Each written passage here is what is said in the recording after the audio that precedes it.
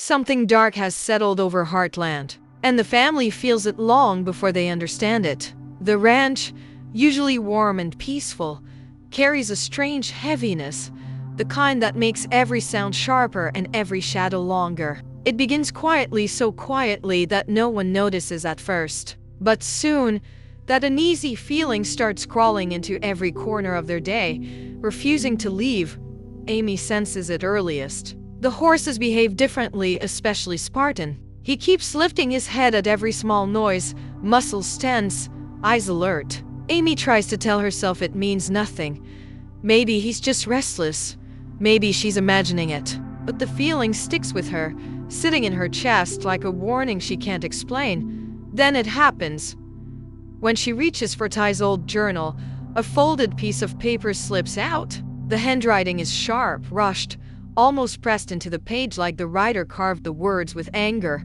"You're closer than you think." "Stop digging," Amy freezes. Her breath catches. Who wrote this? Why hide it here? And how long has it been waiting for her? Before she can make sense of it, life at the ranch pulls her away. Jack moves through the morning slowly, shoulders heavy with a weight he won't admit. Lisa notices the tightness in his posture. He forces a smile, insisting everything is fine. But deep down he knows the truth. He's been receiving silent phone calls every night. No words, just someone breathing. Slow, steady, deliberate.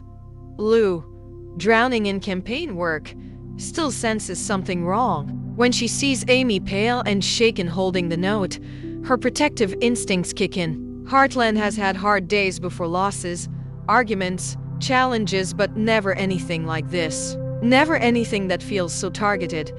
Then Caleb arrives, dusty and out of breath. And the day shifts again. He found a wounded horse near the old trails. The injury is too perfect, too clean. Not a fall, not a predator. Someone did this on purpose. When Amy sees the terrified horse, her heart twists. Animals react to intention, to energy, and this one is shaking in pure fear. As she comforts it, something metal glints in the grass. She digs it out and finds a scratch tag with a faded symbol on the corner. A symbol she doesn't recognize, but Jack does the moment she shows him. His face turns pale. His eyes darken with old memories.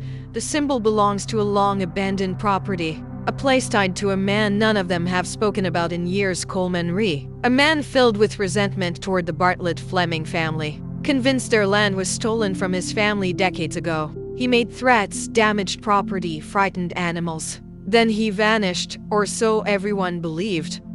Now, the symbol suggests he may have returned. As the sun sets, the tension around the ranch thickens. Spartan becomes jumpy. Amy feels watched, and the land itself seems quieter than usual, almost holding its breath. That night, Amy notices Jack standing by the old barn, shoulders slumped, expression heavy. She approaches gently, and after a quiet moment, he begins to share what he had hoped to keep buried. Coleman Rhee wasn't just angry, he was obsessed. He believed old survey maps were forged, borders changed, papers altered. He left dead animals at the gate. He once cut a horse deeply enough to scar it for life. It took years before he disappeared, and even then, Jack never truly believed he was gone for good. Inside the house, Lou fights with an officer who insists they don't have enough proof to investigate. The frustration is familiar. Heartland has always had to protect itself. Katie and Nathan watch from the window, picking up on the fear the adults try to hide. Lisa returns from a meeting and immediately senses the tension. When Amy shows her the metal tag and the threatening note, Lisa remembers something unsettling: an old buyer who refused to deal with her because he didn't want a feud with a ghost. At the time, she brushed it off. Now, it feels real. Caleb confirms the wound on the horse was intentional and urges the family to set up cameras. But Jack snaps harshly, claiming cameras won't stop a man who knows the land like Coleman does. The sharpness in Jack's voice startles everyone. Amy follows him to the barn, where he saddles Tucker with unsteady hands. After pushing him gently, she learns something even worse. Coleman never worked alone. He always had someone with him, a silent partner nobody ever identified. Someone who watched, learned, waited. The thought sticks with Amy like ice. Night settles over the ranch. The family tries to rest, But nobody truly sleeps. Amy paces by the fireplace, clutching Ty's journal, fear twisting inside her. Suddenly, a loud wind rattles the windows. Spartan panics. Amy races to the barn and stops. The hay isn't scattered randomly. It's marked with 3 long, straight streaks. A code, a symbol, a sign she remembers from Jack's stories. Someone had been there recently. She checks shadows and corners, her pulse racing, but finds nothing. Yet she feels it. Someone left. Someone almost expecting her to find the message. When she steps outside, she thinks she sees a figure near the fence line, standing perfectly still, watching.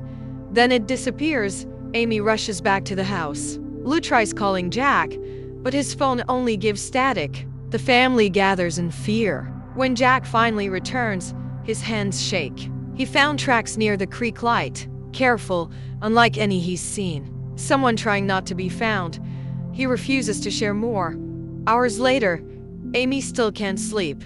She checks the horses again and finds Georgie awake, worry in her eyes. After a moment, Georgie reveals she's been getting strange anonymous messages for weeks. Short warnings telling her to stay close, watch the trails, avoid riding alone.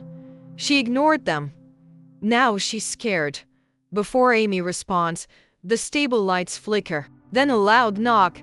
Amy opens the door slowly. No one stands outside. Only a small box sits on the ground, tied with twine, stamped with Coleman's symbol. Inside is a piece of a rusted gate hinge from Coleman's old property and a Polaroid photo showing a man standing at Heartland's fence line. Taken only hours earlier, he was right there, watching Jack storms in, anger and fear mixing on his face. He throws the box aside and finally tells the deeper truth. Coleman blamed Heartland for his brother's death. He spent years trying to scare the family, cutting fences and leaving marks to intimidate them. Jack once confronted him, forcing him off the land. Coleman vowed revenge. Now it seems he meant it. Georgie pleads to call the police again, but Jack refuses. There's still no real evidence. Coleman knows how to threaten without getting caught. The barn feels colder, smaller. The family moves back to the house, keeping close together. Amy lingers by the gate, feeling watched again. Something in the trees feels alive, like eyes following her every move. Inside, they gather in the living room. The small box and Polaroid sit on the table like accusations. The fire crackles softly, unable to warm the tension hanging over them. Everyone is exhausted but refuses to sleep. Only Katie rests upstairs, unaware of how close danger has come. Amy sits quietly, realizing the truth she didn't want to accept. This isn't random. This isn't new. And it isn't ending. Someone is targeting Heartland on purpose. Someone who knows their history, their land, their patterns.